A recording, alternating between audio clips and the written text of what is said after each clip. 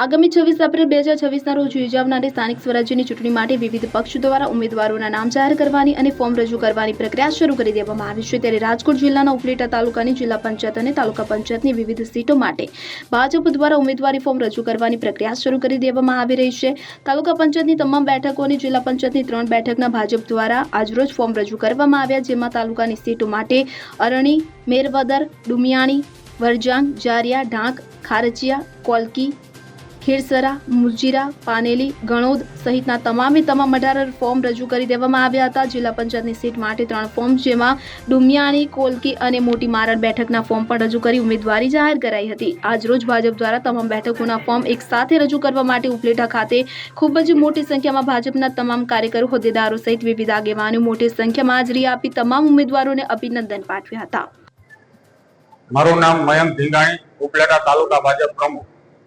આપ સૌ જનતાને જણાવવાનું કે આજ રોજ ઉપલેટા તાલુકા પંચાયત મુકામે સ્થાનિક સ્વરાજ્યની પંચાયતની ચૂંટણીને અનુસંધાને અમારા ભારતીય જનતા પાર્ટીના ઉમેદવારશ્રીઓ અમારા સમગ્ર ઉપલેટા તાલુકાના ભાજપના કાર્યકરો સાથે રાખી ઉત્સાહપૂર્વક શુભ મુહૂર્તમાં ઉમેદવારી પત્રક રજૂ કરવા માટે આવેલ છે તથા ઉપલેટા તાલુકા પંચાયત ખાતે તાલુકા પંચાયતના 9 ઉમેદવારો ફોર્મ રજૂ કરવાના તથા મામલતદાર ઓફિસે બાકી બધા ફોર્મ રજૂ કરવાના છે।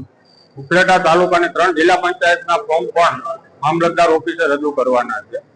કાર્યકરો તથા ટેકેદારોની હાજરીમાં ઉત્સાહપૂર્વક ફોર્મ રજૂ કરવામાં આવ્યા છે। વિકાસને મહત્વ આપવામાં આવ્યું છે અને ભાજપનું કમર ખીલશે।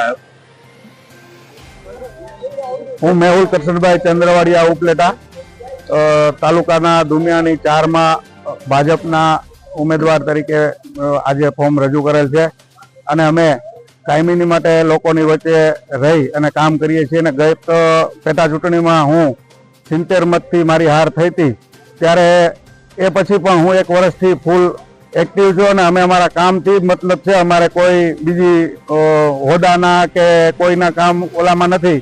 અમે અમારા કામથી અને અમારા જે કાંઈ ગામની જવાબદારી આવતી હોય એના નાનામાં નાના કામ અમે અમારી રીતે જે કાંઈ થતું હશે એ વધુને વધુ મહેનતથી કામ કરવા માટે અહીંયા અમે ઉમેદવારી ભરી છે અને ભાજપ દ્વારા અમારી પસંદગી કરવામાં આવી છે। તો ક્યાંક ને ક્યાંક ભાજપ ખૂબ કામગીરીથી પોતાની ઓળખ ઊભી કરેલી છે, તો અમને પણ ખૂબ ગર્વ થાય છે કે ભાજપે અમને મહત્વ આપી અને દુમિયાણી 4ની તાલુકા પંચાયતની સીટ અમને આપેલ છે। તો ભાજપનો પણ ખૂબ ખૂબ આભાર અને તમામ મતદારોને હું એક બાંયધરી આપું છું કે કાળી રાતે કદાચ 2 વાગે કે 3 વાગે કે 4 વાગે મને હોકારો આપશો ત્યારે હું તમારા કામ માટે હાજર થઈશ।